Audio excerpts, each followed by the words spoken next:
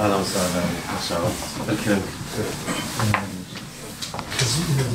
يا الله باشا. Kime onu ne bıraktı? Malum son görüşmüş Cumhurbaşkanı Büyükşehir adı. Bu bıraka en mümkün derece ne kelime? İş gibi yani o anlamında. Çünkü Anadolu Kızıltepe Belediyesi Polis Teşkilatı'nda ticari hakkı var içeri. Peki seçmeli ders division.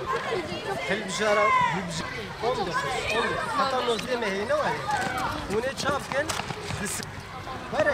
Evliyek aduda tamam. Reformu ki bu eden malum olduğu üzere Eylül 2012 tarihinde dini dersler ve lehçeler ve diller adı altında Kurmançki, Zazaki Milli Eğitim Müfredatı'na alındı. Yaptığımız saha çalışmasında velilerimizin, öğrencilerimizin bundan habersiz olduğu ve hiçbir vukufiyetlerinin olmadığını biz sahada gördük. Bundan dolayı buradan çağrımızı hem velilere hem de öğretmenlerimize yapıyoruz. Allahu Teala'nın ayetlerinden olan dilimiz Kürtçenin seçmeli ders olarak seçilmesi ve bu konuda duyarlılık oluşturulması gerekir.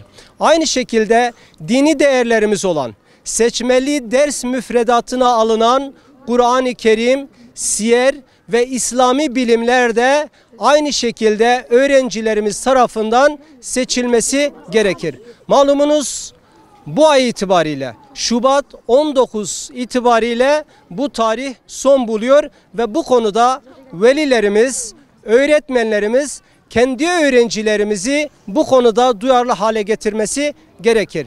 Hatta kolaylık açısından ikisini yani hem lehçeler ve diller adı altında Kürtçeyi ve aynı şekilde dini değerleri olan Kur'an-ı Kerim, siyer ve İslami bilimleri bir anda seçebilirler. Seçmeli ders olarak okullarda 19 Şubat'a kadar bunu seçebilirler.